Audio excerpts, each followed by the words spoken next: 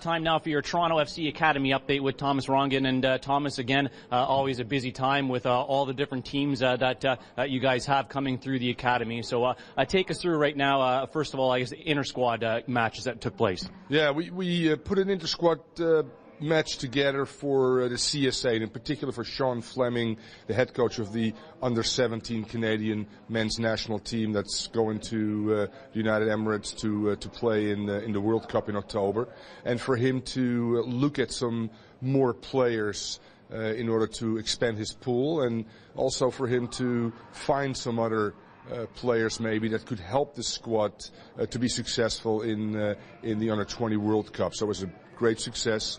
Sean had not seen our facility, so he's very impressed, and will continue to use our facility for various reasons. One, to have camps, just like the Canadian women's national team did prior to the match against the United States, and to continue to understand that most great players in the Toronto area will come through TFC, so for him to see all the talent on one pitch, which was a combination of our junior and our senior team, was a great bonus for him, and obviously also for Toronto FC. All right, you just mentioned the junior and senior team. What's the update there? Well, I mean, successful weekend. Our senior team won 5-1. Our junior team won 2-0.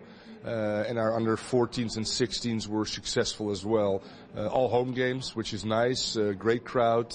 And as I said again, you know, the teams have been playing well as of late within our system, within our philosophy again of playing good possession, aggressive, tactical, flexible systemly. So it's nice to see that these teams now hitting their stride and making it hard for opponents and getting some success, which is the byproduct of our training environment and our coaching philosophy. So those are all bonuses. U16, U14 updates. It's amazing just to be able to talk about this nowadays, that it does go down to that young of players today. Yeah, it's just awesome. You know, I mean, we are reaching out to 8, 9, 10-year-olds as well in our pre-academy, which is a group of about 60 players that train with us on a weekly basis.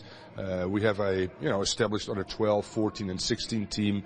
Our two older teams, the seniors and the juniors, and then obviously our academy college team has also come back and has played some games and had some good results as well.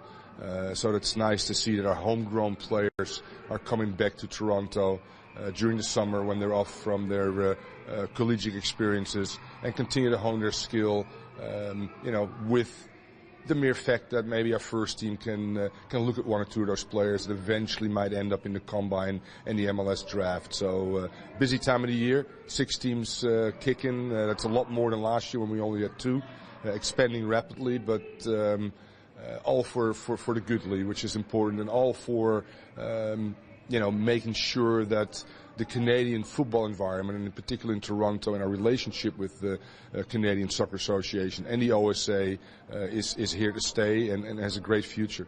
All right. Why the Canadian leagues? Obviously, they need somewhere to play. The CSL, obviously, one of them. But talk about that, because a lot of people just don't know of the leagues that the Toronto teams are playing in. Well, yeah, it was very important for us when I first came on board and looked at the landscape of Canadian football. That it was important for us to stay here and be leaders in long-term player development. We are going to take part with the OSA in the OPDL, which is the Ontario Player Development League, which is a high-performance league starting next year.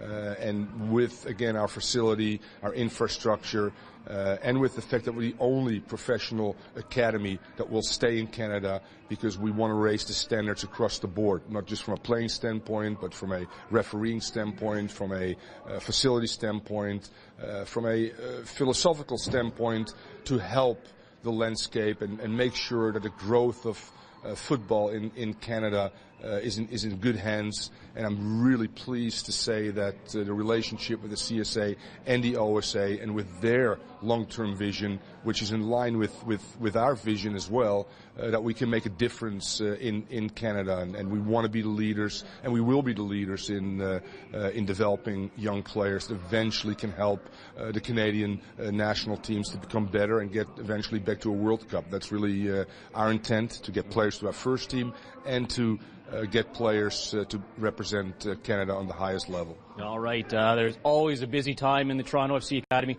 Thomas Rongen, thank you very much for the update. Thanks, Lee. Appreciate it.